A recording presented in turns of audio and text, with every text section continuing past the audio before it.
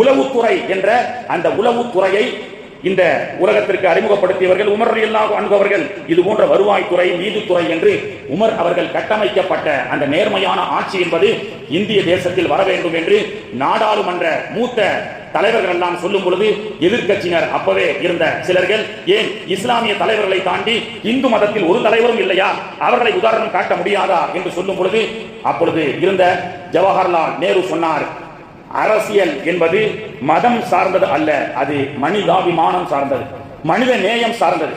உமருக்கு அடுத்து ஒரு ஆட்சியாளரை ஒரு தேசத்திற்கு உதாரணம் காட்ட வேண்டும் என்றால், ஒரு ஜனநாயக மக்களுக்கு உதாரணம் காட்ட வேண்டும் என்றால், நேரு சொன்னார், காந்திக்கு, அதாவது உமருக்கு அடுத்து ஹுசைன், கர்பலா ஹுசைன் ரலியல்லாஹு அன்ஹு அவர்களை சொல்வேன் என்று நேரு நாடாளுமன்றத்திலே சொல்கின்றார். ஒரு பக்கம் உமருடைய ஆட்சி, அந்த மனிதநேயம், அவர் கட்டமைக்கப்பட்ட அந்த கட்டமைப்புண்டான சிறப்புகளை இந்திய தேசத்துடைய மூத்த தலைவர்கள் நாடாளுமன்றத்திலே பேசுகின்றார்கள். அவருக்கு அடுத்து ஒருத்தரை நான் உதாரணம் சொல்ல வேண்டும் என்றால், மதம் சார்ந்து பார்க்காதீர்கள், மனிதம் சார்ந்து பாருங்கள், அப்பொழுதுதான் ஒரு தேசத்தை சரியான முறையில் வழிநடத்த முடியும் என்ற அந்த விவாதம் என்பது நாடாளுமன்றத்திலே இந்தியா சுதந்திரம் அடைந்ததற்கு பிறகே பேசப்பட்டது. அப்படி பேசும் பொழுது நேரு சொன்னார், நீங்கள் உமருக்கு அடுத்து ஒரு தலைவரை உதாரணம் காட்ட வேண்டும் என்றால், ஒரு ஜனநாயக தலைவராக, ஒரு ஜனநாயக போராளியாக, ஒரு தேசத்துடைய சுதந்திர போராட்ட தியாகியாக ஒருவரை இந்த உலகத்தில் உதாரணம் காட்ட வேண்டும் என்றால், கர்பலாவிலே களம் கண்ட சையதுனா ஹுசைன் ரலியல்லாஹு அன்ஹு அவர்கள். நேரு சொன்ன வார்த்தை சரித்திர வரலாற்றிலே பதிவு செய்யப்பட்டிருக்கின்றது. இந்திய தேசத்துடைய நாடாளுமன்றத்திலே கூஃபாவிலே நடைபெற்ற ஒரு மிகப்பெரிய கர்பலா என்ற சுதந்திர போராட்டம். நேரு சொன்ன வார்த்தை, the Hussein is not only a hero of Muslim.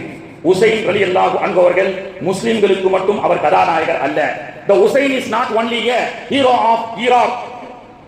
Hussain அவர்கள் ஈராக் மக்களுக்கு மட்டும் அவர் கதாநாயகர் அல்ல.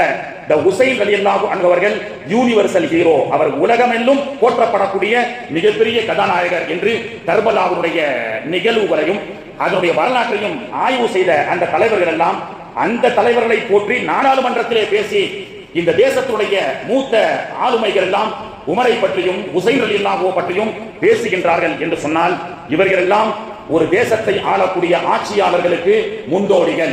ஆட்சி செய்யக்கூடியவர்கள் அனுபவம் இல்லாமல் இருந்தாலும் இந்த உமருடைய வரலாற்றை பற்றியும் ஹுசைன் ரலியல்லாஹுடைய வரலாற்றை பற்றியும் தெரிந்து கொள்ள வேண்டும். அனுபவம் இல்லாமல் சிலர்கள் ஆட்சியாளர்களாக வந்து விடுகின்றார்கள், அல்லாஹ்வுடைய நாட்டம். ஆனால் அந்த ஆட்சியாளர்கள் திறன்பட தேசத்தினுடைய சட்டங்களை பாதுகாத்து, தேசத்தினுடைய பெண்களை பாதுகாத்து, தேசத்தினுடைய வளங்களை பாதுகாத்து, தேசத்தினுடைய ஒற்றுமையை பாதுகாத்து இந்த தேசத்தை